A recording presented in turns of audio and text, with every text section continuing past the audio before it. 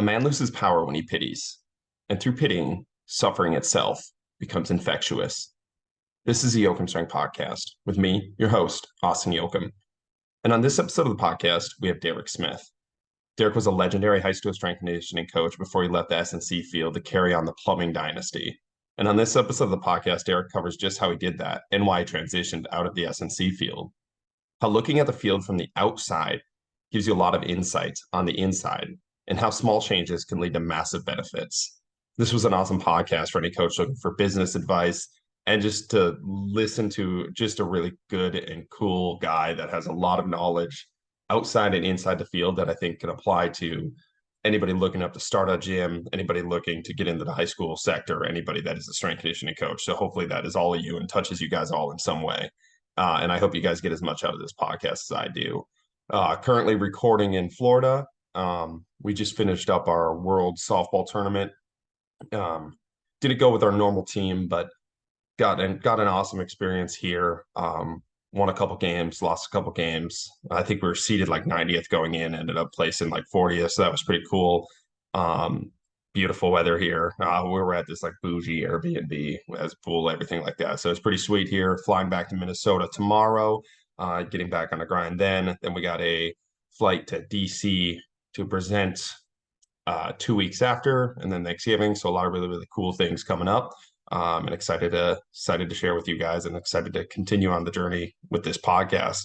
Next guest, we got 2 guests coming up this next week. I'm not sure which one will be posted first, but awesome podcast coming up, awesome guests coming up, and really, really grateful for you guys listening, really grateful for you guys continually sharing any feedback you have, whether it be on the podcast, whether it be on the guest, anything like that. And it doesn't always have to be good feedback either. It doesn't have to be just how great the podcast is. If you guys have any feedback on, hey, the sound, there's something you can do with the sound or something you can do with the video here, I'd love to hear all of that too. Just want to really continue to push this podcast. And it's something that I've enjoyed doing a lot more recently this past year, investing in it a little bit more and making sure that the product is where I want it.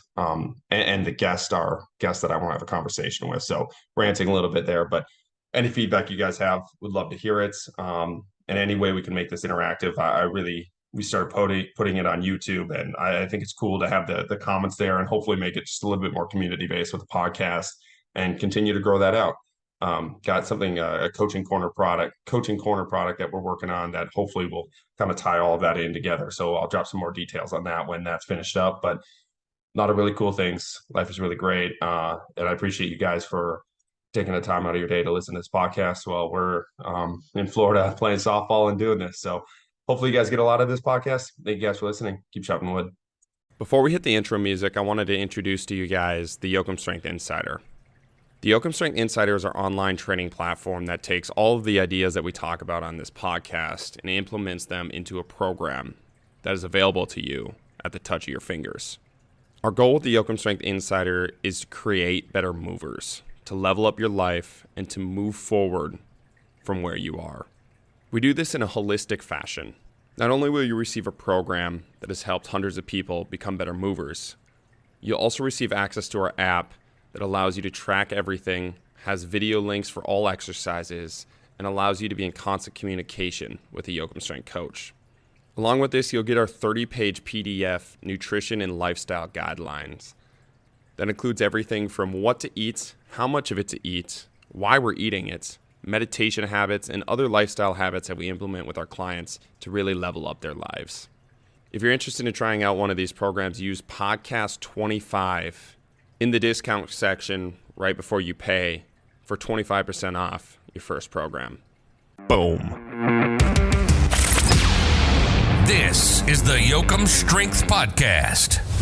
Take the leap down the rabbit hole with us as we interview elite level guests to unravel what high performance really is. Coach, welcome to the podcast. I'm excited to have you here. Hey, glad to be on, man. Appreciate it. Can we call you Coach still? Like, what's the deal there? What's the title we're calling you nowadays?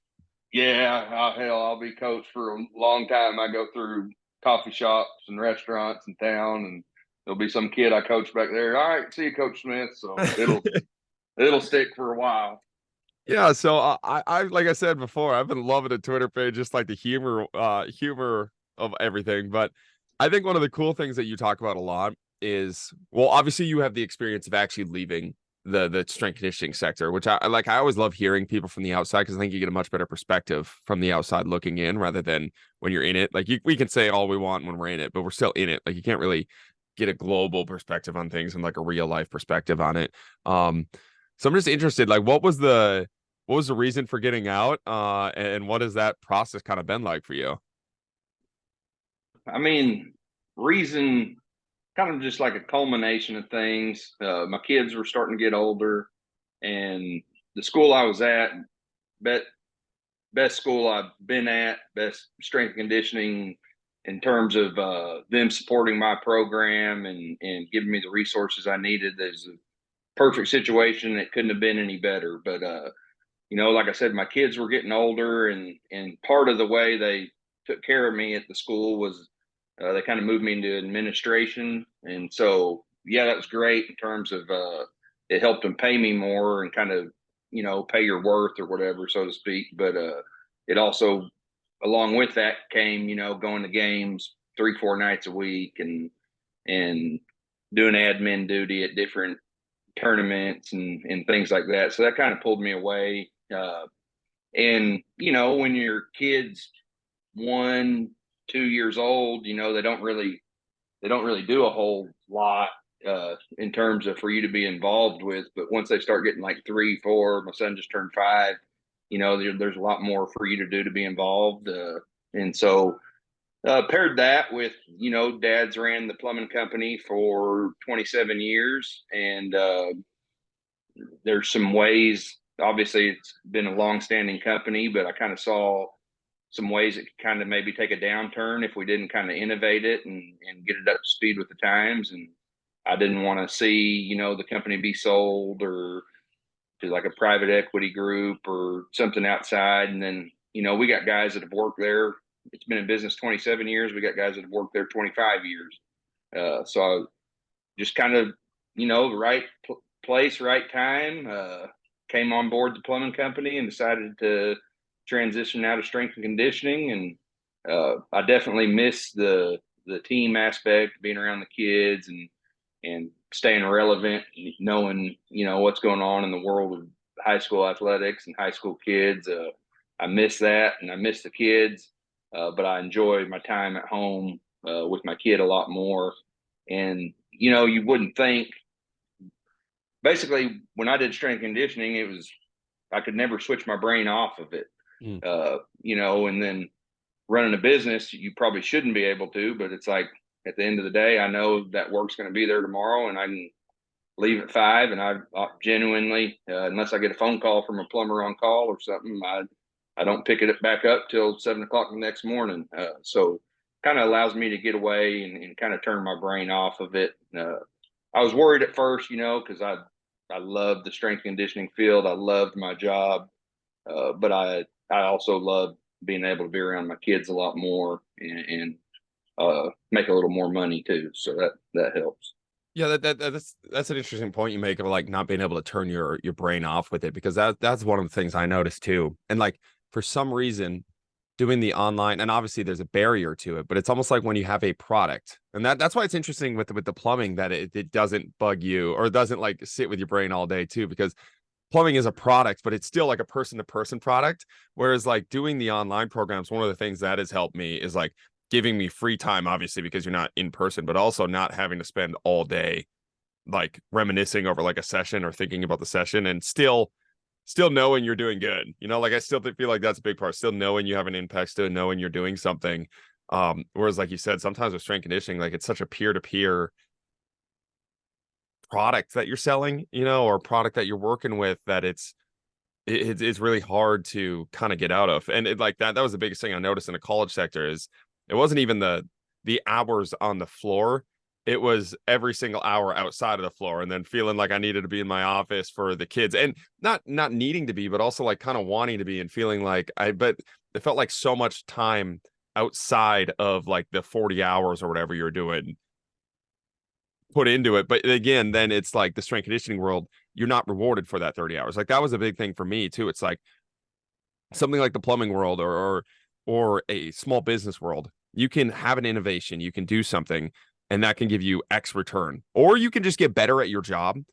You can get better at your job. I can get better at the private sector of strength conditioning, and I can get rewarded for it. And I can spend more time, and the more time I spend, the better I'm going to get results. Whereas the college sector, it's not like that at all. And I'm assuming the high school sector is the same way, but it's not like you get better as a coach, you get more reward for as a coach or more compensated as a coach. And I've been thinking about that a lot with some coaches. It's like it either turns into they realize that and they leave the field, or they realize that and stop working on themselves because they know they're not going to be rewarded for it. Or the third pathway is to get super resentful over it and take it out on their athletes, and like trying to find a better way, I think. And maybe you have a much better perspective of it, looking out like a better way to compensate a better coach compared to like, or in a coach that's working on bettering their product, like every other field gets incentivized to do versus our field. Yeah, I think that's the problem with college and high school in general, is that you can only take so much care of your employees, so to speak. Like you can only pay them X amount, no matter if they produce more than the same employee that doesn't produce near as much. And so there's not near as many avenues to kind of to pay and take care of your people. I mean, there is, to a sense, there's ways you can get creative, like say you're a high school administrator and you're trying to get your strength coach more money. Certain things you can do, like you can get them a assistant sport coach stipend for each sport they work with. And so, there's kind of ways to do it, but eventually you kind of hit a cap with what you can do, as a school or as a program, as to where you, like you talked about in the private setting. I mean, you can essentially make it what you want. And if you put in 60 hours a week, you're going to be compensated for 60 hours a week instead of 40 hours a week. So, and obviously on the business side of things, if our guys work 50 hours, they're paid for 50 hours. It's not, hey, I appreciate it, and I'm going to pay you the same as the guy that worked 40 hours, or they wouldn't be there. So there, in the private setting, there's a lot more ways to incentivize things. Some things we do, this ain't a plumbing podcast, but we're just talking kind of business and private sector here. Like if we need a guy to work a weekend, time and a half should be what it is typically, but we usually pay our guys double time, plus the cash incentive, just flat rate for coming in. So like you said, there's definitely risk involved in the private side of things. Like if I was a strength coach at a high school, I know I'm getting my X amount salary every year, no matter what. As to where if I'm a strength coach running a private business, yeah, I may be able to make a lot more, but I'm also risking a lot more. I don't have that guarantee coming in. So there's pros and cons to both sides of it. So I wasn't there for the rise of your Twitter page, but is that why you originally got on Twitter, or how did that, like, were you originally thinking about that going on Twitter, or was it just totally out there, just throwing out thoughts? What's your thought there? I really don't know. It just kind of grew, and I obviously, when I worked at a school district, there's certain things I could share and couldn't share. And now I can kind of take that mask off, but just being transparent about who you are, and I don't have to be some super serious guy. I don't have to have everybody think I'm some Billy Badass, what I mean? I just kind of share life experiences and what's happened. And I guess that just resonates with people when you're real about certain things and open about things. And you don't have to, be super serious all the time. And you can kind of take things lightly and even poke a little fun at yourself. So did you approach social media? Like, was your goal to like build a side business or side gig off of that? Or was it just literally just sharing thoughts and then like it just started and then it snowballed out of nowhere? Yeah, like basically that, just kind of sharing thoughts, and then got to thinking, like I can kind of parlay these followers, so to speak, that are here already into some type of business with doing online training or online programs and stuff like that. And it just kind of grew from there. Really, I thought once I got out, it'd die off, but still kind of growing and maintaining a little bit. And it helps keep me connected to the field. That way, if I ever get back in, then I won't be completely lost. Yeah. With that, the one of the things that I see on your Twitter page a lot is this the Cup Fiasco. And I've been seeing it, and I've been laughing at it, and I feel like I know like 10% of the story around it. So what was the Cup Fiasco? What happened there? When I train in the mornings, or like I go on a ruck or something, I'll listen to like all these podcasts and stuff. And I was listening to this podcast about Amazon resellers, and the way the guy spoke, I mean, he made it sound so simple. Basically, he said he got on Alibaba.com and bought like 10,000 pairs of barbecue gloves, and then slapped some random logo on it, made an Amazon seller account, and the next morning he woke up and all the damn barbecue gloves were sold, and he was vacationing in Tahiti. So I was like, this will be easy as hell. This sounds perfect. So I get on Alibaba.com. I don't do barbecue gloves. He just said you got to do some type of tangible product. So I was like, I say dues paid all the time. I'll get a red Solo cup that's metal, and I'll put dues paid on it. And then everybody will want one, after they've like worked their ass off that day and want to mix a drink or something. So I was like, oh, this will be perfect. So I get on Alibaba.com, order like, I split it with my dad. I talked him into going in on it with me, which he gives me hell about all the time now. But we split like $4,000 worth of dues paid cups from Alibaba.com, and a month later they show up on a crate from China, and then I ship them to Amazon and make an Amazon listing. And I think, all right, we're live now. By the morning, I'll have all these cups sold. And I wake up the next morning and I'd sold like one. And then a month went by and I'd sold 7, and I'd had to pay, the $4,000 for cups. And then I'm like at $400 in Amazon fees already. And I've sold 7 cups. So made the decision to pull the cups from Amazon and just take a loss. And now I got cups for the rest of my life. And I've given them out at like 7 different strength and conditioning clinics. I've given them out to all our plumbers at the office. Pretty much anywhere there's a large group of people, I'm giving out cups, and been doing so for about 2 years now. That's how you spread the brand right there. The second batch of dues paid cups, bro, those are going to go off the shelf because everybody's going to have the first batch. There ain't going to be a second one, that's for sure.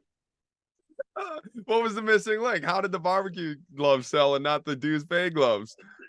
There's a lot more to it. The more I looked into it, that's what that guy does for a business, is resell things on Amazon, not try to like bootleg hustle things for a month real quick and hope it works out. There's an algorithm to it and a lot more.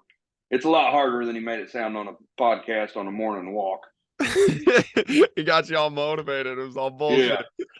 Yeah, I told Dad, I was like, Dad, this is going to be passive income. We ain't going to have to do nothing. We just invest this and we'll get 3 times that amount back in a month. And no, it didn't work that way. Yeah, that's the only thing I've seen work like that was I had a buddy. He once this is a random story, but he's kind of out there, like total stoner dude, always out there. He's always texting me just random shit. And he goes like, bro, buy GameStop. This randomly, like before it happened, he's like, bro, buy GameStop. And it was like at $1 or something crazy at this time. I'm like, what are you talking about? He's like, bro, I bought $2,000 worth of GameStop stocks. Like, I've been on this Reddit thing. It's going to blow up tomorrow. Do it. I'm like, you're an idiot, bro. Like, why are you buying GameStop? And he ended up making, I think he made like 20K off of GameStop when it went up. I was like, bro, that is the most BS thing ever. You were just randomly high on Reddit one night and you read this, bought a bunch of GameStop things and made ridiculous money. They do it. I went to school with a guy, high school. He was the same kind of guy, kind of like a little stony, like kind of out there doing a lot of stuff. And he sent me a Facebook message probably, I don't know, probably 12, 13 years ago.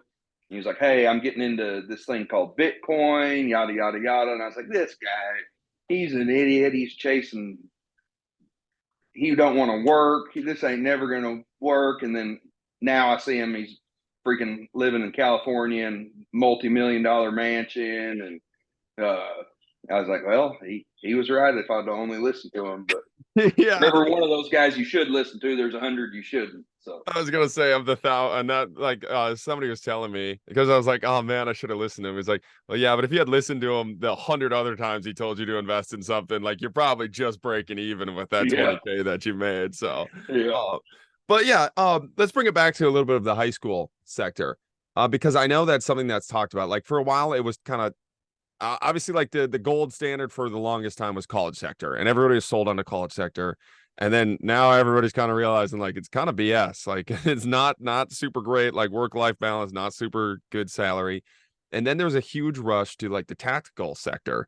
And now I'm kind of hearing the same thing from a couple of my buddies that are in the tactical sector and like leaving that. They still say it's way better, but there's a lot of BS that you got to work with. And that's probably every field, but they're like, it's not that much different than the college sector, or it used to be. And now it's kind of just turning into the college sector because of how saturated it is. But what are kind of like the benefits to the high school sector and like going there and working there? And it's something I've been actually interested in. It's definitely where I want to end. Like, I think I want to go through the whole thing of the private sector and like do all that stuff and then kind of retire as a strength coach in the high school sector, just because I think it's a really, really cool environment. Obviously, if you have really good high school too, that plays a big part of it too. But just working with my high school this past off season, just through our private programs, it's been really cool to work with that age kid and in the high school setting. But what was kind of your experience with the high school sector? How'd you get into the high school sector? What was kind of the journey there? So I basically took the path that everybody in the South does.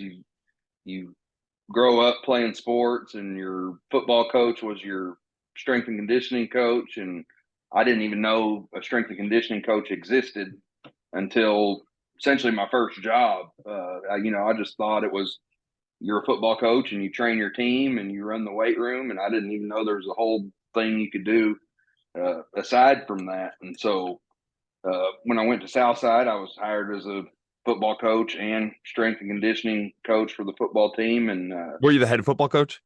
no, I was just an assistant. Okay.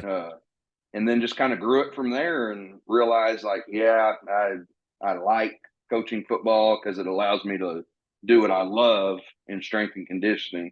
And then so just kind of approached them about getting out of football and doing just strength and conditioning. And they were super receptive and wanted to do it and sign off on it. And so just kind of transitioned out of football and went to just strength and conditioning. The pros about the high school side, it's a con too, but looking back, it's more of a pro. I mean, you get to work with everybody. I worked with 7th through 12th grade, and I worked with our top tier kids, and I worked with our kids that couldn't count. So you get a little bit of everybody. So you get a lot of experience. A year at the high school setting could be comparable to 3 to 4 years in another setting, just because of the wide array of kids that you get. But you get to work with everybody. That's a big pro. You get to tangibly see the difference that you impact your teams you work with. So like I think back to when I first got to Southside, and I'm not bashing anybody who did the program before. I'm just sharing the situation I walked into. And they were the strongest team in the conference, but they were also by far the slowest. So if somebody, I'm speaking football here, but if someone breaks one tackle and gets into the secondary against you, well, they're gone. And then so just kind of, I never got them obviously to the fastest team in the conference, but we went from being the slowest to maybe the second or third fastest. And you can kind of see that impact you have on the field and or on the court or wherever it may be. So getting to see your impact is important. And also, people can say whatever, in having passion and doing something you love is important, but you have to be compensated for it. And the pay at the high school setting is actually, pretty good. The way it works, it's different in different areas of the United States or whatever, but in Arkansas and Texas and Georgia, and I'm not sure where else, but basically to coach, you have, and this is a whole other thing we can get into, that college programs in terms of strength and conditioning, in the education setting, they don't prepare you to be able to get a job in the high school setting. But we can get into that later. But in Arkansas and those other states, you have to be a certified teacher to be a coach. And so I got a degree in education, and that's where a large amount of your pay can come from, because you're paid as a teacher, and then you have your stipends and your extra contract days and all that added on to your teacher pay. So that, your teaching pay allows you to get a big bulk of your pay, and then they can kind of add on to it. And you're not going to get rich in the high school setting, but you're also not going to be eating ramen, for a semester, shaking up smoothies. So you can live comfortably, and you can make, I'd say, between 60 and 70 at most places, and have a good, comfortable salary compared to a lot of other places. So the pay is good. Negatives, I'd say a lot of places at the high school setting, they are never going to have had a strength coach before. And so that can create a lot of problems with coaches trusting you with their teams, because at the end of the day, they feel like they need to control every aspect of their team a lot of times. And so that can be kind of hard to get them to relinquish some of that duty. But, I just always approach it as I want to be an extension of you. And that kid that's on your team that maybe you can't reach with how you do things, maybe I can reach them for you. And so just try to be an extension of the head coach you work with. And eventually, you'll get more teams, more kids, and more programs on board. And the ones that don't want to work with you early on, don't be resentful against them. Don't trash them. Just, that's their coach's decision, and they'll probably change their mind later. And when they do, welcome them with open arms and go on and be glad they're a part of the program. So. Well, I think it was you that I saw this from, but it was like one of the biggest or best things about the high school sector too, is that the coach is your peer, not your boss, right? Like I think that you said that, and I had never really thought of it that way, but I'm like, that has to just be such a better relationship, because everybody can just, like, you're all teachers. Like, it's like that, you're on the same level and you're working towards something together, rather than working for somebody and having to almost compromise what you're doing for what they're doing, because you're not equal in the college sector. You work with your coaches, not for your coaches. And I think that's probably, looking at it, besides the stability aspect, one of the best things about the high school setting. You're essentially the head coach of all these different sports in their training, rather than being the head coach of that sport on the field or on the court or whatever. So I think being able to work with your coaches is important. And also, another part of it is kind of being a mouthpiece for the athletes to their coach. Like, if I'm training team A and I hear, you're going to get complaints about kids from their coaches or about their coaches, whatever. And you may get 100 of them, and there are 100 different things. But if I'm training team A and I hear the same thing from, say, 20 different kids, then, you can go to that coach and be like, hey, I've been working with the team, and this is what, they all their low backs seem to be tied, or they're all pissed off about having this tournament the day after homecoming, or, things like that. And you can kind of be the voice of reason for your athletes. But then also, on the flip side of it, you can be the voice for the coach and kind of be like, well, hey, this is what their plan is. And you can kind of you're essentially an assistant head coach of every sport you work with. How did it work so in our high school, when growing up, and our strength conditioning program was one of the best I've seen for high school. It was pretty impressive. It's fallen off a little bit recently, but growing up, we had a coach that was from a good college, like built out a really good strength program. But he was like, he would run the strength sessions during the day as like a class. Is that how that worked for you? I have athletic periods, is what it's called. And so, like, where I was at, first period was junior high athletics, so that's 8th and 9th grade. And then second period is just a regular class. And then third period is 7th grade athletics, so you have all your 7th graders. Then fourth period is a regular class period. And then 5th period is senior high athletics. So we had 10th through 12th grade, 5th period in senior high athletics. All in the weight room at once? Yeah. How We were a 4. How many kids is that? It's about 50 to 60 Okay. typically. We're a smaller school. We were 4A, so numbers weren't ever really an issue. And the way we did it is, like, I'd be with in-season teams 2 days a week, and off-season teams 3 days a week.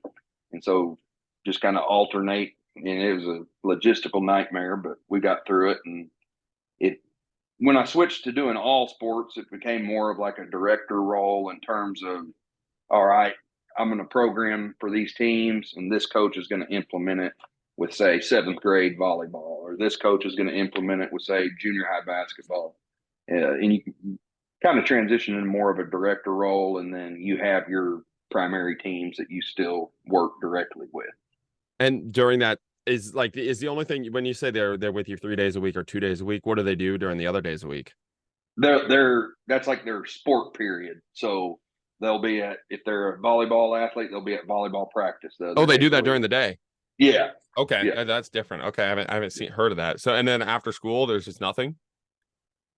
Usually if it's senior high, they'll come senior high. Their athletic period is the last period of the day. Okay. And so they'll lift and then go to their practice that continues on after school.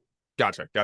Cool. That's a pretty sweet setup. I haven't heard of that one yet. But it allows you, like, on like Thursdays, if you start athletics at 1:30 and your team's not lifting that day, well, you can get your whole practice done by the time the bell rings, at 3:15. I was gonna say it seems like it's a way better condensed schedule for the athletes rather than we would go probably till 6, 7. Yeah. It allows you as a coach to essentially be home, every day around 5 or so, if you don't have to do a bunch of other duties or drive a bus, stuff like that. Yeah. I know you said that you miss a lot of it, but having the outside perspective has to be nice. And I just remember leaving the college sector, and I know I had thoughts when I was in the college sector, and thought about things that would change, but I never really got the full this is what I would change, this is what I would do, this is my ideas on it, until I left full-time in the private sector. So have you had any moments and just ideas since leaving that you're like, oh, this is my outside perspective on things now looking in, that I wish I would have done differently, or I wish was set up differently, not necessarily you, but something that could be set up differently in the field? Yeah. And this is speaking to my exact particular situation, and schedule. So it could be different for somebody else, but, there's essentially, in my day anyways, where I had to go, there's 3.5 hours where I had to go monitor a PE class or do lunchroom duty and make sure kids weren't fighting, or, basically this fill time for me to get my teaching salary. But, then again, I would be asked to cover a game till 9, 10, 11 o'clock at night, if it's an away game.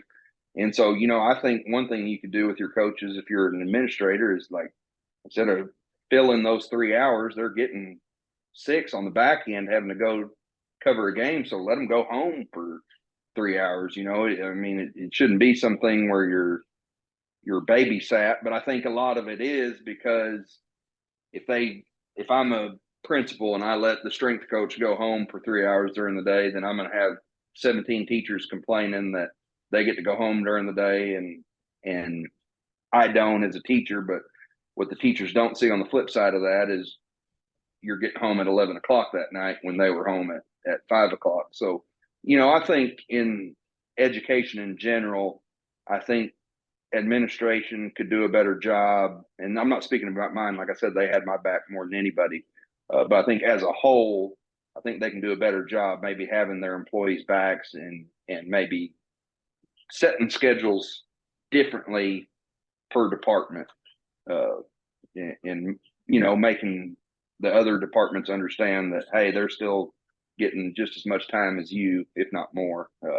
That's one thing, I think could be done a little bit differently. And then I think as if you want to grow your entire school district athletic program, I think mandating as a school that, hey, as a school, we train 2 days a week in season, we train 3 days a week in off season, and you organize whatever the heck you want out of that. But that is mandatory, and that has to be done.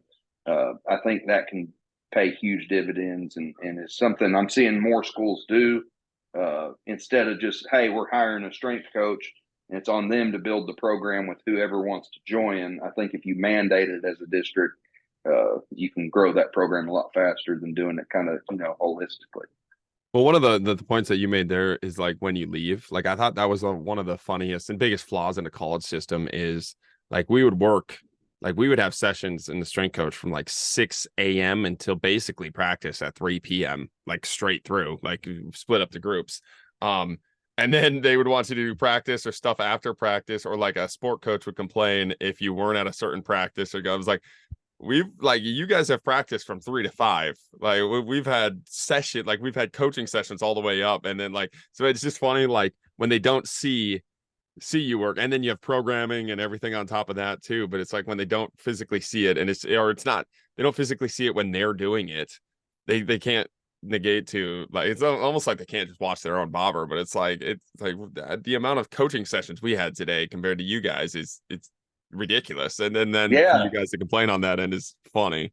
And on your side, like the coach, you're like, as a coach, I would never wonder what the teachers were doing. I just know they're doing their job, and I don't care how they do it or when they get to go home, and I'm going to do mine. And I prefer they do the same towards me, but I guess it doesn't work that way because everybody wants to have a say in everybody else's business, so to speak. So yeah, that's a good point too. It's like, the strength coach would never look at it like, well, are you guys game planning during that time? Like, it's like, what are you, just trust, like, are we winning games on Saturday? Okay, then we should be set, we should be good to go here.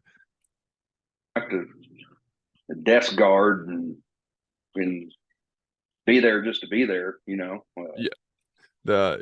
that's kind of like that's one of the things, again, I really like about the private sector is like it seems just to be so incentivized in a better way, because it's like if your product just sucks in the private sector, you're not going to get paid. So you have to, it forces you to get better. Whereas your product sucks in the college sector, but you're taking care of the small things and you're making a coach happy, it doesn't matter. Like that was one of the biggest frustration pieces I had with the college sector. It's like it did not matter how good or bad my program was. Like it could have been the worst program in the world, it could have been the best program in the world. It did not matter the results I was getting, the numbers I was showing. It probably honestly didn't even matter, like injuries wise. Like the college I was at, it didn't matter. Like if we had a huge injury list or a small, all that mattered was, did I make administration happy and did I make the coaches happy by saying what I was supposed to say at these certain meetings? And like when I saw that, when I red pilled myself that way, I was like, this is so depressing. Like I worked so long on this program, and obviously like I was in it way too deep too, like worried about things I shouldn't have been worried about at the time. But it's like, you spent so long on the program, you spent so long building up relationships with athletes and making sure they have a good and enjoyable environment, and that like we're getting good numbers and the force plates are reading well and we're running fast. And then you realize like none of that matters. You just have to kiss the right person's ass in this setting. And that when I realized that, I was like, I can't do this anymore. I gotta do something else where it matters. Oh, you made a good point, especially early on. Like you can get so lost in every single aspect of programming that it almost paralyzes you, and I think getting out, I've been able to condense, programming recommendations by 90%. Like our basketball coach that I worked with at Southside the other day, he's like, hey, what's an idea you got, for an in-season program for us? We're going to be playing, 3 to 4 games a week, yada, yada, yada.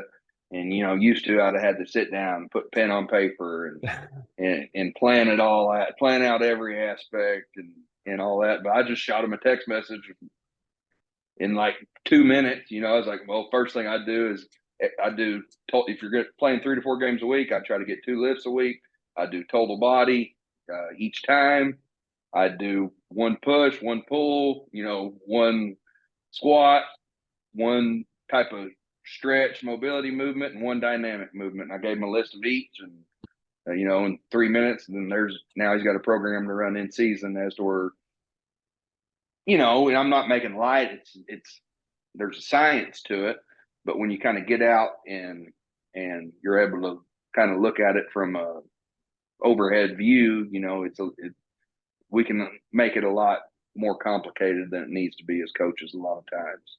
Well, this is something that I've been thinking about too. It's like you're living in real life, so you're able to give just a real life program. Like I feel like so many times as strength coaches, we're not living in real life. Like we bring real life into this like system, and then we live in this system that we fucking created, but it's not real life. Like it's this system, and like there's so many good things about systems. It simplifies real life. It makes things beautiful. It makes us understand it. But at some point, you have to go from the system back out to real life with your deeper understanding of it. And that's what I feel like. The COVID was a really big point. Leaving the college sector was a really good point to where I felt like I finally left the box of the system and still, like, again, there's the science, there's everything you can learn, but now I can actually apply that to real life and understand, like some of this stuff we're talking about isn't real. Like the arguments we're having, they're not real arguments. We're just all trapped in this same box, and we're trying to one up each other but it's an imaginary box, and none of us are willing to admit that it's this imaginary box. To hear that, like, going back to real life got you into real life, like that's kind of funny. Like I just feel like so many coaches, but I don't really know how to get a coach again to leave a box when every single day you show up and you're in the box. Well, you made some good points there with real life and being in a box. As strength coaches, I think one of the biggest things you can do to kind of grow your understanding of how to train teams is understand that they don't, speaking generally, they don't care or like training half as much as you do for the most part. 95% of your kids don't care or like training near as much as you do. Now you have 5% and they may love it and be interested in every little intricate detail of it.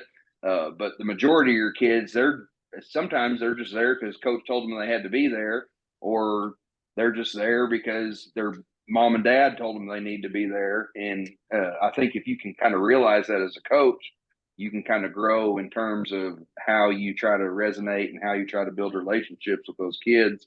And that can kind of help you. But also, in terms of being in the box, understand that they're living life. I'm talking high school, college here more than anything, but like if they're dragging ass on a Friday, they may have went out Thursday night and threw down and made poor decisions and did those type of things. So understand, like, I've had conversations with older kids who had been in the program, and I'm like, Coach, I ain't feeling it today. I went out last night, did some stuff I shouldn't have, yada, yada, yada. I'm like, all right, well, I'm going to give you this morning, take off, dip out. But then these next sessions, I want your ass bought in and doing what needs to be done. And I'll give you today, and then you're going to give me, on the back end, 5 good sessions before we have to do this again. So you can kind of flip how you build relationships with kids once you realize, or athletes, once you realize they don't live and look through the same lens of training as you do, So. Well, on that, the real life example, like every programming thing in the world tells you like Monday, Tuesday, or like high, low, off, like this type of program. Like we had to switch through Monday through Thursday because every time we had a Friday session, our rugby guys just showed up fucking blacked out. I'm like, God dang it, dude. They would have a rugby match on Thursday, and they would have, like, the rugby tradition is like you drink with the other team. So they had the social. I'm like, bro, we can't have Friday sessions anymore. You guys are all showing up hammered or hungover. I'm like, so like the real life example, like we're cutting Friday sessions. We're going Monday through Thursday straight through. I don't care if it's high, like you're doing it because you guys suck on Fridays. And I think as coaches, we inflate and have almost a delirious view of how we were sometimes as athletes. We act in a lot of coaches, you were probably the most bought in athlete, and that's great. But I look back and, my time playing in college and whatnot, and I probably wasn't the most bought in guy on the team. Hell, it was my 21st birthday, and been starting for like 3 years, and I text my coach. I was like, I'm not coming to practice tomorrow. It's my 21st birthday. I won't be there. And he's like, what the fuck do you mean you won't be there? Like the team's counting on it. It wasn't in season. It was off season. He's like, well, your whole positions group's going to run. And I just text my buddy, and I was like, hey, get your running shoes on, because I'm not going to be there tomorrow. And so, as a coach, I run into those type of kids, and then you can kind of, if you can get out of, we got to do everything perfect all the time, and get into the real world where they make poor decisions, you can help reel them in, without living in that Disney fantasy land world where every kid that walks through the door is the most bought in, and every kid that walks through the door makes the best decisions for the team. When we're managing people, and people make poor decisions, it doesn't matter if they're an athlete, it doesn't matter if they're an employee, it doesn't matter if they're, whatever. People make poor decisions at times, and the best we can corral those poor decisions and keep good people who make a poor decision every now and then, it's important.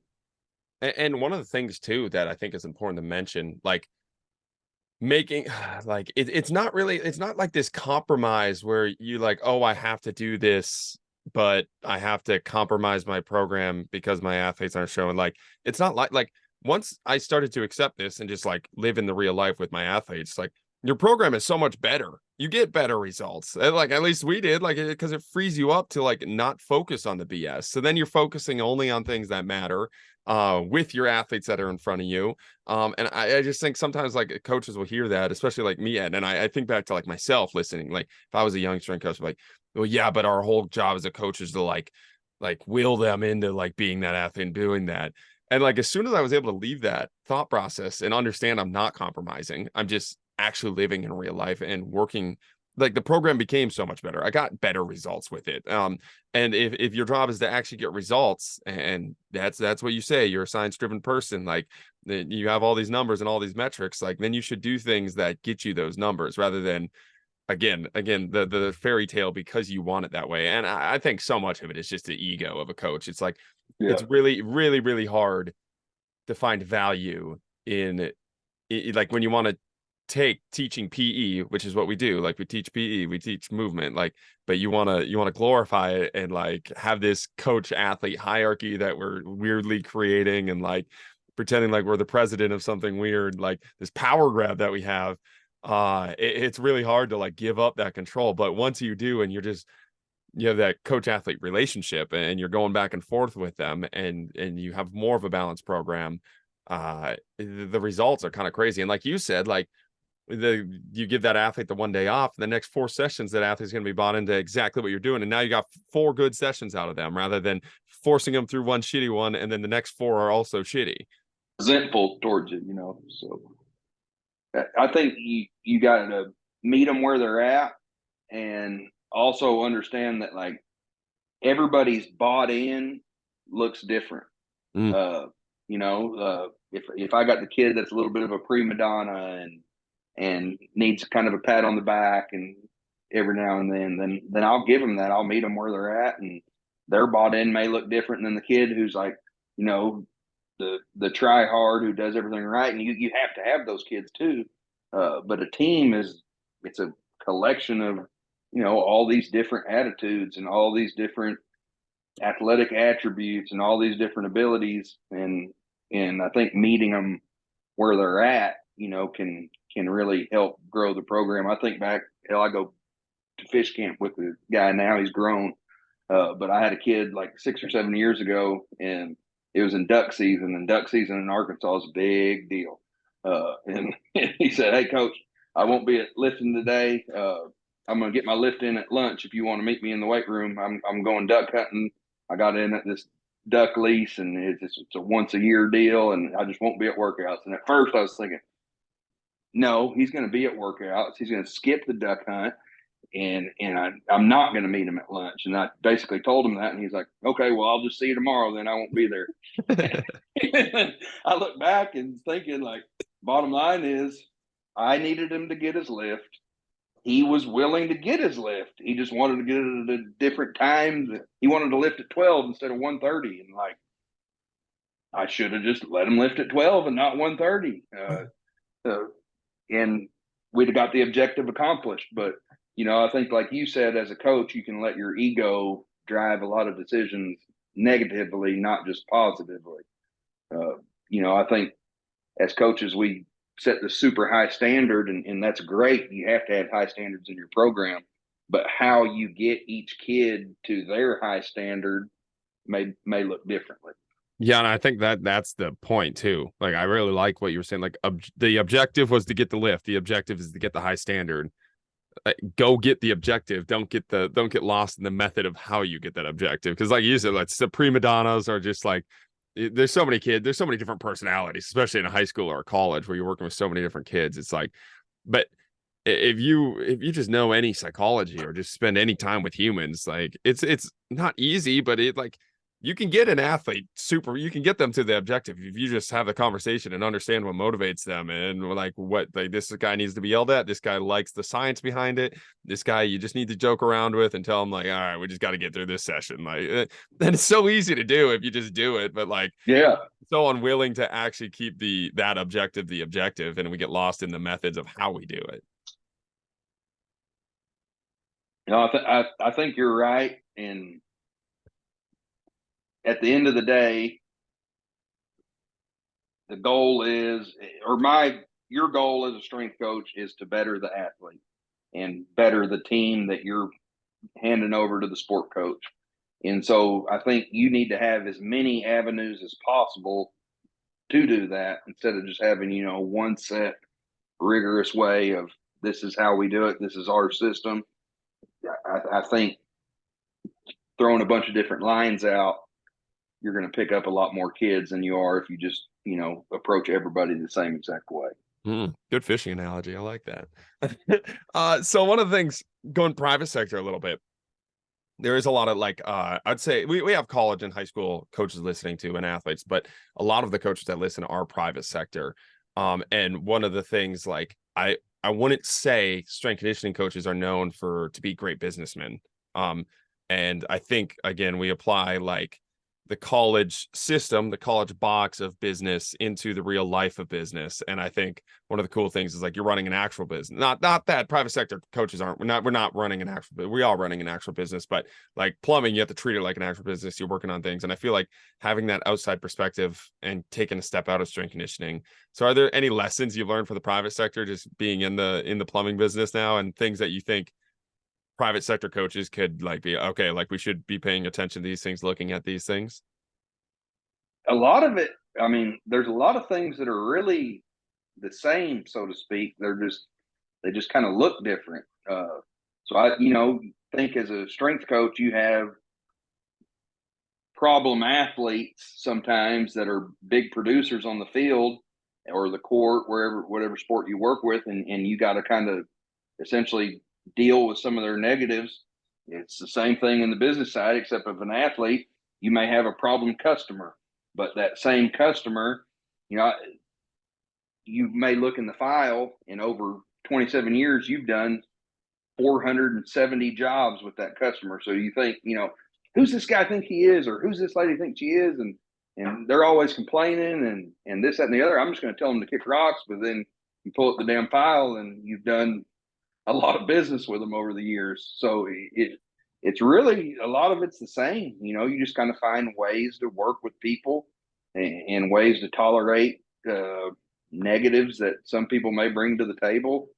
And a lot of it, it's, and again, on the science side of things, you make data informed decisions just like you do in the strength and conditioning field. So, I really think one could help you prepare for the other. If I'd have done business first, I think there's things I could have took from it into strength and conditioning. And if I did strength and conditioning first and then got into business and realized there's things I can take from strength and conditioning into business. So, it's all relatable. And one thing I would say on the private side, strength and conditioning, not just business, but is like, especially remote programming, is understand that team or that client you're handing the program over to.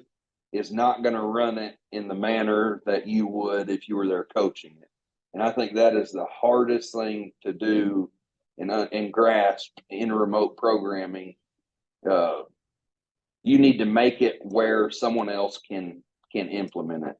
I think when I started working with, some college teams remotely, that was probably my biggest flaw, was creating the program like I was going to be there training that team, and not making it something that, hey, this sport coach who doesn't necessarily love training and doesn't have an understanding of training, not making it something they could understand, a lot more easily.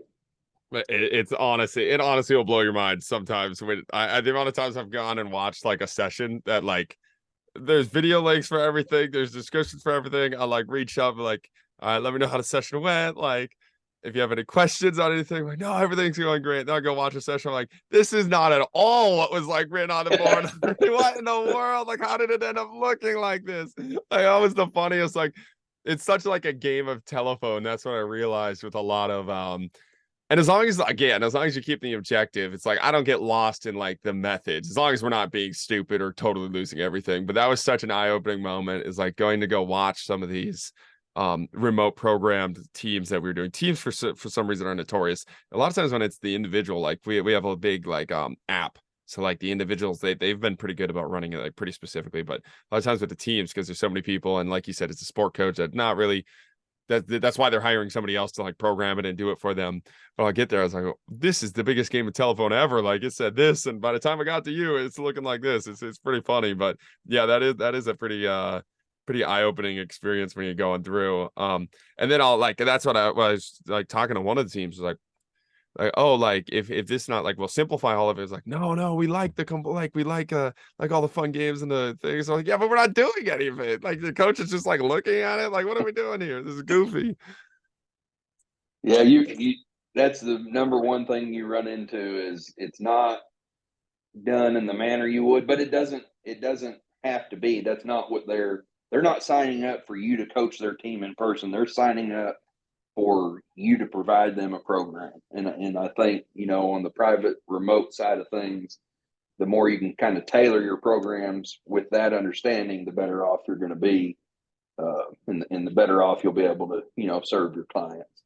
Well, that's the crazy thing too, is like I work with two schools that have a good coach. Like, I know the coach is good. And basically, like with their high schoolers, like all they needed to do is like attach a name or a brand to their program. And they're basically paying me to attach a brand to it, to a name. And like, I'm still programming and doing it, but I'm like, that coach could absolutely do exactly what I'm doing. I thought that was a like interesting business point. And just something that I've noticed recently, of like, it's not even the product. It's almost like the brand behind the excitement behind the product to get the kids to show up and do it when it is not like a mandatory program. Yeah, I think, like you said, having, whatever coach you were talking about, being an awesome elite coach, no matter what, there's going to be kids that are in that program and essentially kind of take them for granted. It's almost like, as a parent, I can tell my kid to, like, I think to T-ball, we did T-ball this past year, and I'm out there telling my son, do exactly this. And then the other coach tells him to do it, and he does it perfect. And it's like, well, it's because someone else, implemented it. And it's the same kind of aspect if you're a kid and you've seen this coach for 10 years, and you're like, oh, well, yeah, he kind of knows what he's talking about, yada, yada, yada. But now he's running your program, and so I'm going to listen to this other guy that coach is getting this program from. It's the same thing in parenting. I'm beginning to learn. So. Yeah, and it's like the typical tale as old as time, like the strength coach's wife not do, like they'll run any program, but the person that's married to. Yeah, we do Peloton super calorie 3,000 burn in front of the screen with 5-pound dumbbells, and hey, I used to get mad about it, but if that's what she wants to do, then I'm gonna not belittle it, and I'm gonna gas her up about it. But yeah, it's the same exact concept. So you obviously have like an entrepreneur kind of I don't know, but itch, or I don't know about the best word for it, but with the like cups, are there anything else that you're looking to like kind of pursue in that realm? Or are you kind of did you get the itch with the cups? Are you kind of burnt out from that, or is there any other things that you're pursuing with that? We've got a good business model, and I want to see how I can kind of grow the actual business instead of venturing off into the different kind of passive income side hustles.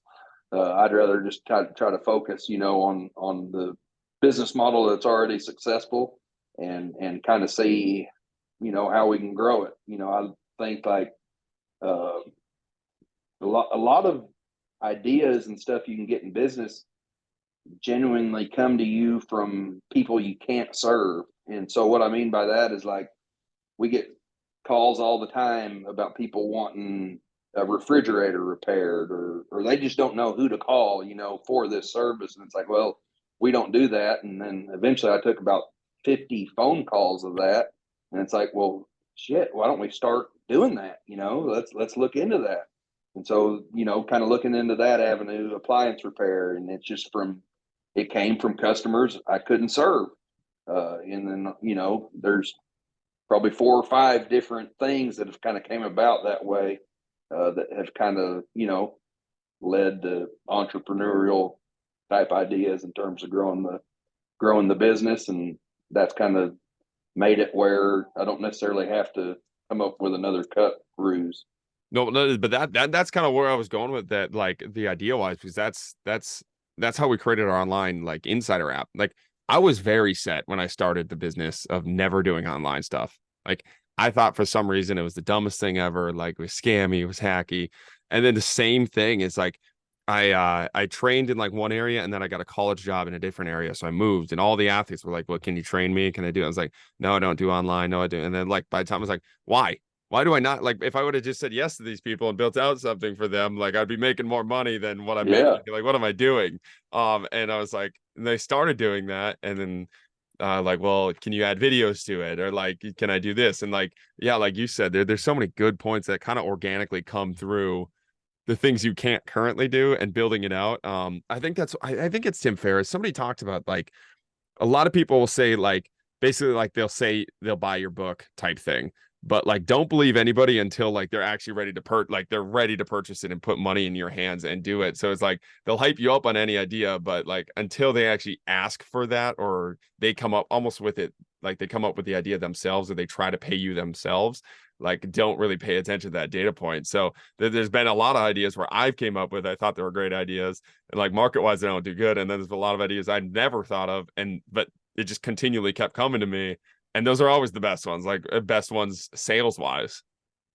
Yeah. Like you said, the good ideas will come to you. And on the online thing, on the strength and conditioning and training teams online, another huge perk of it is there's limited overhead. You think getting into the private sector, like the ultimate goal is, have this super fancy multi-million-dollar facility, and that's awesome.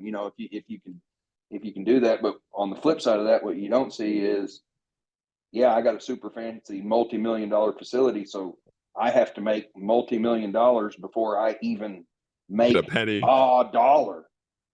As to where online, yeah, you got to buy a computer, maybe a camera, some stuff, but the overhead is not near as much in terms of before you can turn a profit. And honestly, you can reach a hell of a lot more people too online, because you're not, like you said earlier, you're not tied to a geographic area. You can coach kids from Utah and be in Ohio. You can coach kids from California and be in Maine. I think online opens up a lot more avenues than kind of a brick and mortar, type location, which those are great too. But I think it's a lot less risky doing stuff online. And, one thing I was always taught was like, don't let your passion dictate your finances. And, so to speak, what I mean by that is a lot of people have these great, passionate ideas that they think would make a great business. And a lot of times there's not a market for it, or there's not a market for it, in that area. And you can be super passionate about it, but that doesn't necessarily mean it's going to be economically feasible and beneficial for you.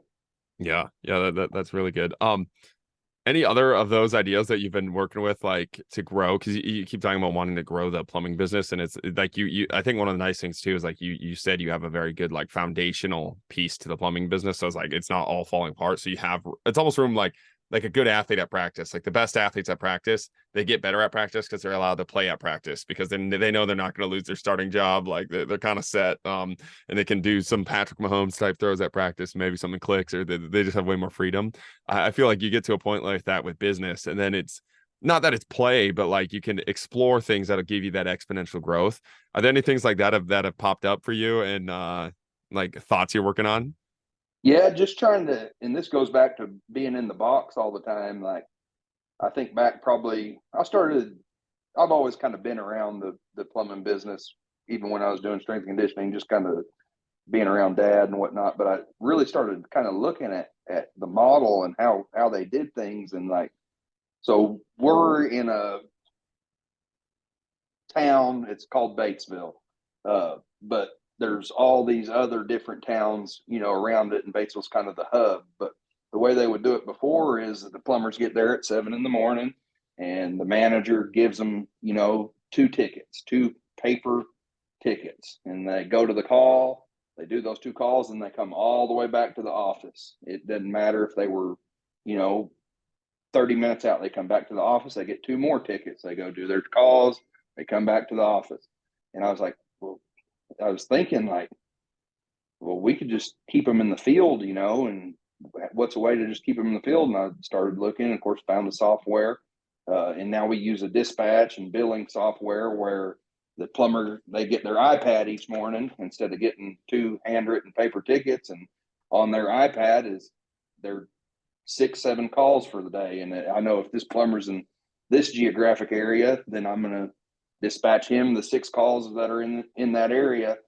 And so just kind of finding innovative ways to do things that you're already doing can help grow your business. And now plumbers, instead of driving 15 minutes back and wasting 15 minutes of gas, 7 times a day, they can just stay in the field and go to their next call. And now you're being more profitable just by being innovative. But I think being able to not be in that box all day allows you to kind of see those changes that you can make and see, different ways to do things, that instead of doing it, how you've always done it. But I think if you're constantly focused working in the box, then to me, that was simple. But my dad was like, oh, that won't work.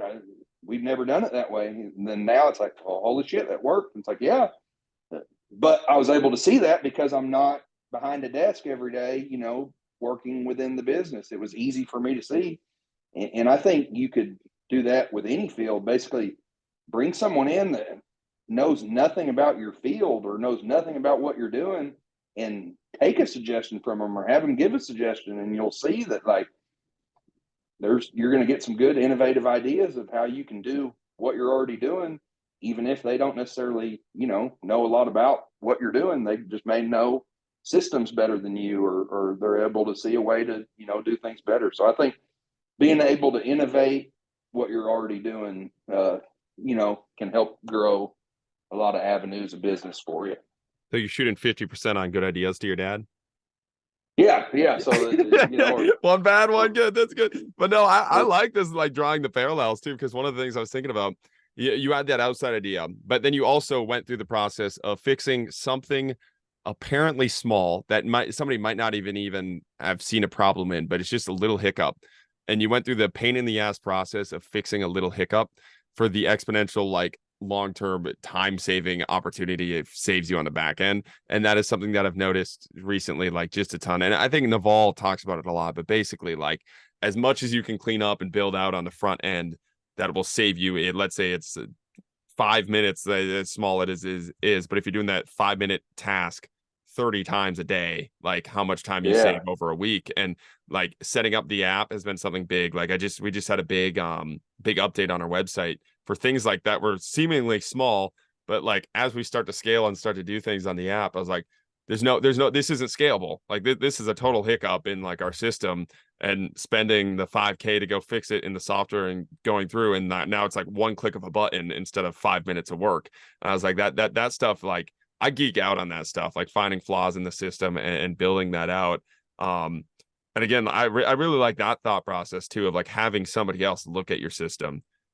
Because again, like when you're in it, like I guarantee there's somebody, if somebody looks at my system, like, and I'm just so like repeatedly and on process, and it's easy for me right now too, which is another piece of it. Like it's like when the plumber show up every morning, I click a button on this computer. So it's like kind of set up in that system. You don't even think about it, but having that outside perspective and having somebody look at your systems for you and just being able to listen to them, I think could be really, really, really beneficial for a lot, especially strength conditioning programs, because we are like, our methods, everything is so boxed up in like our thing. And we're not business people on the not fully business people anyway. So I really like that idea.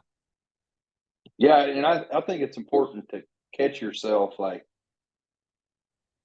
you need to catch yourself not being innovative. Like I said, that idea came to me easy, but I've realized like the more I'm in the office for an extended period of time, months on end, like you don't get near as innovative. And then you go on a 4-day fishing trip and you're thinking about, damn, we've been messing this up for months. Like, how the hell can we fix that? And then it just comes to you like, one thing we needed, and that I didn't come up with it, our secretary did, but we were hammering our guys' ass about not putting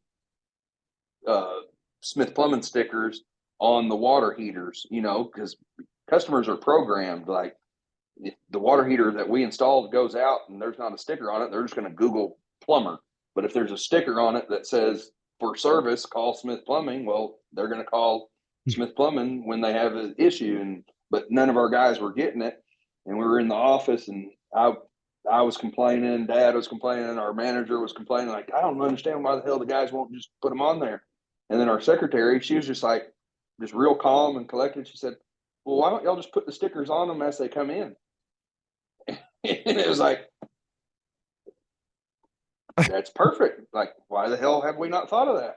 But it takes someone, not directly involved in what you're doing every day to kind of see those innovative ideas. And that seems like something small, but if you install 300 water heaters a year and you miss 300 stickers, well, you may lose a good percentage of those return customers, as to where if you put a sticker on everyone, you're going to get damn near everyone. So, yeah, that's good. I like that a lot. And then, like you were saying, this kind of a weird tie together, but that's been something I've been thinking about with social media content too, and something that I've been talking about. Is like the repurposing of content too, because it's same as the sticker. Like the sticker, people are programmed just like what they see is what they buy. And what I realize is like a lot of coaches, it's like the platform they're on, they put their content on the platform they're on, and then leave all other platforms because they're probably not good at them. They don't have a following there. It's a lot of like, it's work, whatever. And one of the things that I've just recently been doing this past year is I just repost and like I'll make other content like specifically for Twitter sometimes, specifically for TikTok sometimes, but most of it's just repurpose content from Instagram. Like, so I'll make the big piece of content and repurpose it to Instagram and repost it to X and TikTok. And what I've realized is like we've got like 10 to 15 athletes a month from TikTok, just like randomly signing up that we would have never had. And I'm not doing anything extra. I'm putting the sticker on TikTok. Like I'm just putting the thing on TikTok. And I mean, a lot of times the customer isn't like the same quality of customer. It's not the same level of bought in, but I'm like, that is, again, it's as simple as just finding a way to get it out there in something that I wasn't doing before. And there's really not a ton of extra work, like it's just, again, I like the sticker analogies. I'm literally just putting the sticker on the thing, like just do that tiny extra step. And right now it's not like the end of the world, but again, you keep scaling things, and like how many sales did you miss? Like how many water heaters did you not get to fix because of that? And that could change the business in what you're doing. Yeah.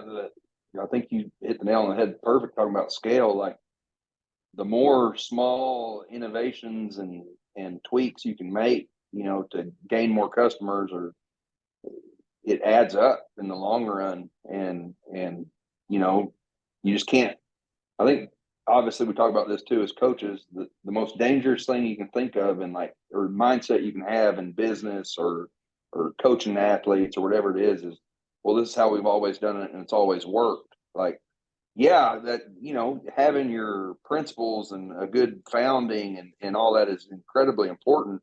But just because it works this way doesn't mean it can't work better, another way.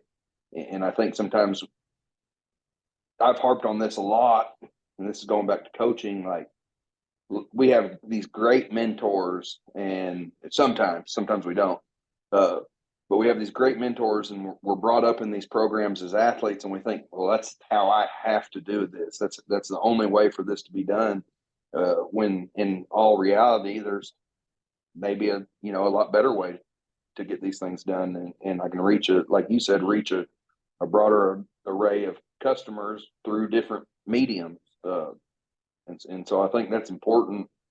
Like, we had an extremely successful business before I was ever there, and it'd be successful without me being there. But like, one of the things I noticed was we'd been in business 27 years and we only had like 30 Google reviews. And our rating was like a 4.3, which isn't bad, which isn't great either. And I was like, damn, we've basically been getting a review a year off Google. And I know, like, if I need something, the first thing I do is get on Google and look up a review, And so I was like, with that iPad deal, one of the things was like, before that, another kind of small innovation or whatever, and I'm not some big innovator, I'm just kind of sharing the story or whatever, but like, if we got dispatched to someone's house and they wanted to pay with a credit card, well, in order for them to pay with a credit card, if I was a plumber, I have to call the shop and get a hold of the secretary. And the secretary has to go over to the manual card reader, and we manually run the card, and it's just this process that takes forever. And so, like you said, finding new technologies and apps, we found an app that schedules, dispatches, and takes payment. And so now the plumber has their iPad, they just take payment in the field, and that solves a whole lot of other problems, because before that, we may have $50,000 in unpaid invoices each month because customers we sent them one in the mail and they hadn't paid it. Well, now with the app and being able to take payment in the field, we've cut that to 10,000 or less each month. So you became more profitable. But with the review thing, like, once they pay, the app we use, the dispatch software we use, it sends them a link to a Google review. And so in a year, I think now we're at like 137 Google reviews. So in a year, we've added 100 reviews when we had like 30 reviews in 27 years prior. And like you said, through changing mediums and changing how you reach people, you gain a lot more customers. Like, there's, these facility management companies or like VRBO rentals or all these people that may have something in your area that don't know who the hell you are. So the first thing they do is get on Google and look up, your services in that area.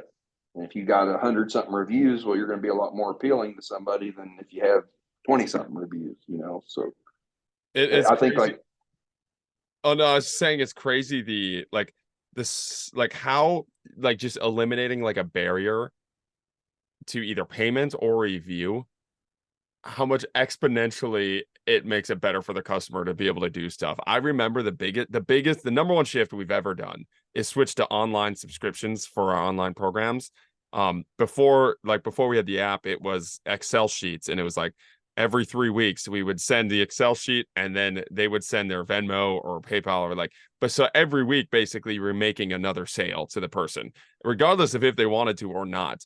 And it took our average customer retention, it took it from 3 months to 6 months, just strictly switching it over to subscription. And these are active customers. These are not people that are, so our account looks at if you're not live on our insider, then we send like a cancellation basically. So you're not just getting billed because you kept it going. So it doubled the retention rate by just making it a subscription and not selling things to people every single week. And it's crazy, just like the small switches like that. And the other thing you're talking about, how it's always been done too. It's like, I think we are brutal. I just talked about this on the Emergence podcast before this. It's like, we are brutally bad at not just admitting we exceeded in spite of. Like we always want it to be because of what we did. Like it's always because of. And athletics is like the total thing. There's like, I was talking about my college training. It's like I succeeded in spite of my college. I survived my own stupidity. And like you look at it, like a lot of business things, and like my dad has like an underground business, and like he succeeds in spite of his, like he has a really good product, but like business wise he succeeds in spite of that. Like he could do so much more. He's just like such a, like he's just a grinder. He likes like the, like he would never switch over to the iPad type thing, like, but like you're succeeding in spite of that. And I feel like we're not very good at admitting that there's luck involved, there's randomness involved, and you can succeed based off talent and not because of your systems and the things that you built. And I think once you're, like you said, take that step back, you go on the fishing trip and you're like, oh, like this, it was not that was making us successful. We were like, that was actually our handcuff. But I think it's hard to see when you are like, it's way harder to see when you are successful per se, you know, like the Google reviews to your business didn't really matter because you're per se, because you were still successful plumbing business, you know, so nobody is desperate to make a change. And I was talking about that with the emergence guys, it was really eye-opening of like, the more successful you are, the more you have to be self-aware and pay attention to your own bullshit. Because like the more successful you get, the more you can just lie to yourself because you have a bottom number. And you can have a ton of things going on in the background that could just, you could fix in a second. But you don't notice it anymore. Whereas if you were failing, you would absolutely notice it. Yeah. And I think it's important to note, like, how you built something is not necessarily how you grow the same thing you built. And that just goes back to, you know, this is how we've always done it. But yeah, this is how we've always done it to get to this point. Now, what can we do, you know, to get to this next point? So, you know, that hard grinder mentality and all that is huge. It's what 90% of businesses are built on. But what kind of takes them to that next level is, you know, yeah, we've built that base, but now how can we innovate what we're already doing? And I think that's important, not just in business, obviously, but coaching as well. I was gonna say that's like the most athletic, like crossover ever. It's like the first program you hop on, like athletes get so, it's really hard to break an athlete out of whatever first program they ran because they got newbie gains. Like they could run CrossFit, they could run whatever they want on that first program. And they get to a certain point, but it's like trying to break them out of that for strength conditioning specifically is super hard because it got you from A to B, but anything would have got you from A to B. Like that's the thing. Like I think anything would have got you from A to B. Or like B to C is where we gotta like spend a little bit more time getting nuanced and building something out there. Yeah, that's exactly right. And I think that's where the difference is in good coaches and great coaches and good businesses and great businesses, is those avenues to growth based off what you've already done. Not getting away from what you did to get there, but yeah, we've done that. Now what can we do? How can we make it better? And I think the best ones are constantly finding new little things to tweak while still, you know, maintaining that how they got there.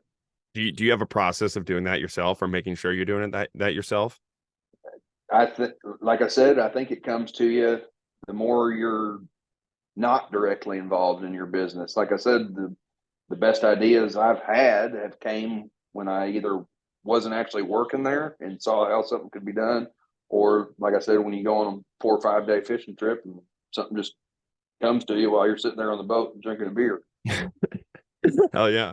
Well, that's the best business advice we've had. Go on a boat, drink some beer, and maybe we'll solve some problems. But Coach, this is awesome. This is a really cool crossover. I didn't know exactly where this was going to go, but I like this crossover. This is fun, talking some plumbing, talking some high school training. So thanks for being on. Hey, I appreciate it, man. And like I said, love what you do. And I know the field sometimes gets a bad rap, but the strength and conditioning field as a whole, if you want to make a tangible difference and reach kids, and also on the private side, you want to make a little money, I think it's a good field to go into. And you know, there's naysayers and negatives about anything, but if it's something you're passionate about, as a young coach, I say dive head first into it. And if there's ever anybody I can be of help, feel free to reach out. Oh yeah. Twitter, the best spot for that? Yeah. Just Twitter, Coach D Smith. I hadn't changed it. I was going to put it to I thought about changing it to Lay's Pipe 1 or something, but I decided against that. So get yourself canceled on Twitter right away. Yeah. I'll just leave it at what it is. All right. Well, thank you for being on. Thank you guys for listening. Keep chopping wood. Thank you for listening. Join us next week as we dive down another rabbit hole. If you enjoyed the show, don't forget to like, subscribe, and leave a 5-star rating. Follow us on Instagram at Austin Yokum to stay updated on future podcast guests. Keep chopping wood.